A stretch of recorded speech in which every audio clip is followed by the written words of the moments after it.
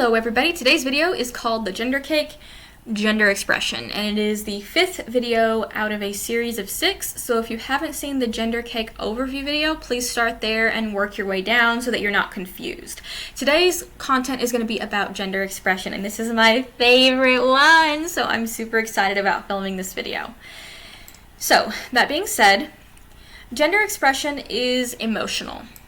And if you don't know what the words on this left-hand section mean, please check out the Gender Cake overview video because that's where I explain in great detail what all of these phrases mean.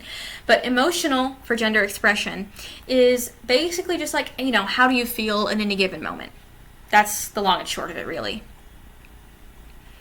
So, are you feeling more masculine? Are you feeling more feminine? And we're going to get into the practical application for that in just a second. Like, how would you practically go about expressing yourself based on these things?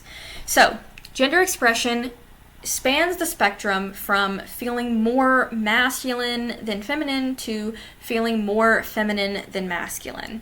And I wanted to take some time to talk about this arrow because everybody has their own personal definition for what 100% masculine and 100% feminine means. So the blue and the pink are not objective. They are subjective all the time for everyone. What I consider 100% feminine for me personally would be considered not feminine enough by certain other people.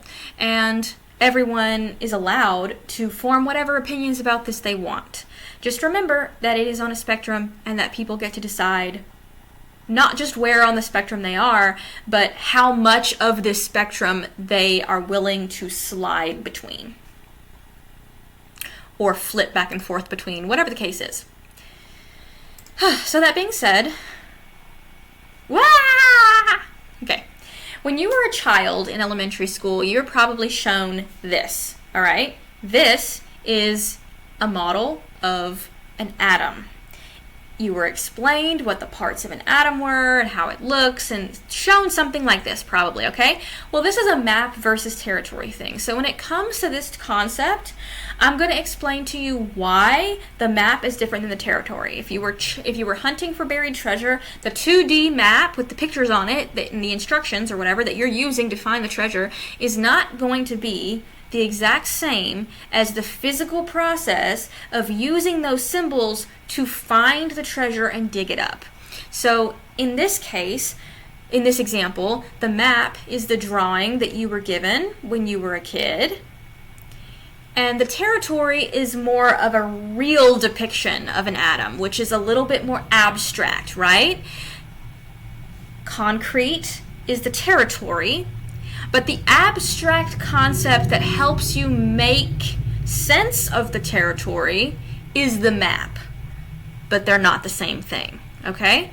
And that is an important concept to keep at the forefront of your mind as we discuss these things today, all right? So, as I've already said, the difference between 100% masculine and 100% feminine is subjective.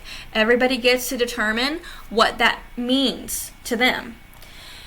If we were to separate the concept of masculinity and femininity into two sections, that would be like the map, all right?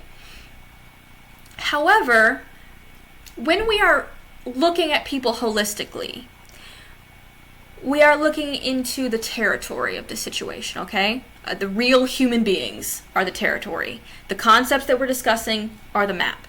So you are reading the people that you see as more masculine than feminine or more feminine than masculine in any given moment. There are some people who read the same every time you see them. Every single time you see them, you are reading them as more masculine and feminine. And we're going to talk about what I mean by reading in a second, okay? And then other people, every time you read them, you're reading them as more feminine than masculine. Neither is wrong, but we get used to that a lot, right? So when you come into contact with someone and you're reading them and they read as more masculine and feminine sometimes or more feminine than masculine other times or maybe even androgynous, it can kind of confuse you a little bit, right? Because you're like, oh, this is not what I usually see. And that confusion is totally fine and normal, all right? This video is meant to help you be able to metabolize that confusion, absorb it so that it is not stressful, and to get rid of it so you don't have to be confused anymore. Okay, go on. Why is it doing that to me?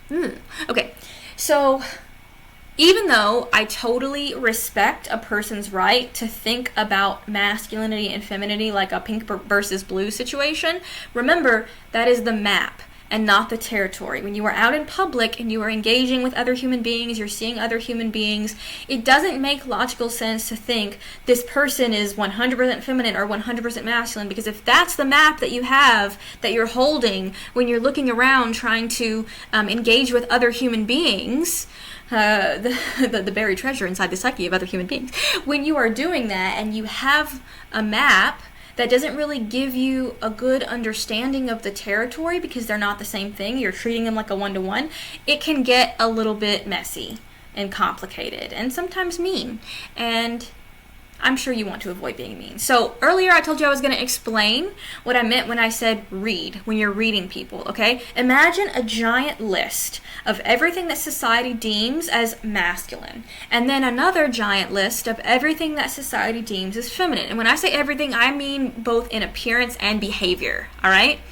This masculinity list is going to be blue in our imagination, okay? And the femininity list is going to be pink. These big, long pink and blue lists, all right? When you are out in public and you are engaging with people, or even engaging with people online, you're going to notice that there are certain folks who just, the number of items that they have personally decided to check off are all on the same checklist, and that's fine. There are other people that you're going to notice who have decided to choose items from the other checklist. Again, both situations are totally fine. However, please also understand that there are people who are annoyed by that and like to kind of treat their expression as a buffet, and they just choose a little bit from this list and maybe a little bit from that list, or maybe a lot from one list and a little from another, or vice versa, and that is also okay. The concept of a blue list versus a pink list is the map, but the territory is understanding that the vast majority of society are choosing from both lists. You're just not going to notice that that's what's going on until you meet a person or come into contact with a person or become aware of a person who is choosing from the opposite that you think they should choose from, or is choosing kind of an even number of items in both lists. But all of the situations that I just described are still okay. Now, when I say that a map, why does this arrow look like the Amazon arrow? I didn't do that on purpose. Ugh. Okay, anyways. So, the map. That arrow is meant to be this is what it means arrow. Okay, so map means that the contrast clarifies the concept that we are discussing. So, think about these two arrows, pink versus blue. Think about these two arrows as the checklists themselves. These are some examples that I gave from both checklists. Obviously, I'm not going to spend this video trying to go over every single item, because not only do things change over time, what's considered masculine versus feminine, but they also change depending on what culture you're in. Certain cultures think, X behavior is feminine, while other cultures think that same behavior is masculine, and we're not going to get into that. But it is culture specific, okay? So if you are wanting to be read as feminine versus masculine, whatever you want to be read as, and you're going to a different culture, maybe do some research into what that looks like so you can be read the way you want to be read. Think about that. Anyways, so here's a few examples. So we generally, read narrow clipped body movements, loud punctuated voices, and stiff structured fabric and sharp angles as masculine, okay? And generally speaking, wide rounded body movements, soft breathy voices, flowing fabrics, and rounded angles are considered feminine. This is just general, okay? General. Now, that is the map. What I just showed you is an example of the map. The territory is a real human being who might have wide, rounded body movements, but loud, punctuated voice and enjoy a combination of flowing fabrics and sharp angles. That's reality. Okay? So when you don't really understand the difference between the map versus the territory, it can be very confusing to come into contact with people that you don't read in a way that makes sense to you. But again, I'm hoping that this video will give you a little bit more clarity about what it means to treat these checklists like options. My mouse! Mouse. Oh, there you are. You left me. Okay. All right. So, again, I want to talk about both of these arrows. It's not relevant that the one on the bottom is slightly skinnier than the one on the top. I didn't do that on purpose. We're not going to get into my crisis about making these in Canva. Don't worry about it. Anyway, so the blue versus the pink. Maximum masculinity is in quotations because it means something different for everyone. It's just like maximum femininity. The concept of 100% masculine and 100% feminine, maximum, like all of these things, these words, they're totally subjective. So when you see the bottom arrow, please understand that what one person considers the furthest blue, someone else would say, oh, that's actually more towards the middle. That's not really the furthest blue you can get, or that's not really the furthest pink you can get. Please be wary of people who tell you that you need to be further in one direction, because that's controlling, okay? If you identify as 100% feminine, but you are on the lighter pink rather than the hot pink, that's okay. Please don't let other people tell you that you need to do more to be true 100% feminine. And then same thing on the other side of the chart. All right, this is all subjective, and it's supposed to be. And anyone who tells you that it is objective is trying to control you, and you want to avoid that because that's going to eat you alive inside.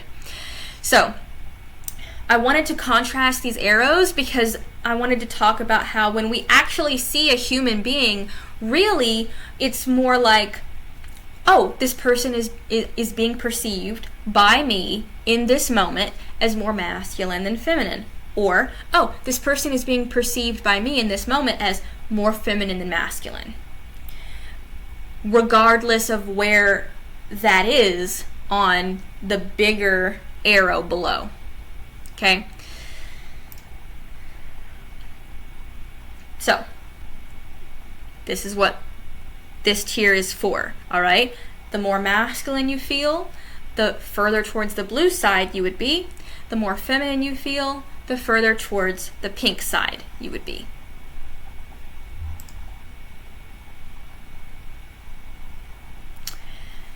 Again, this is about how you feel, and you are showing your gender identity to other people based on how you feel, okay?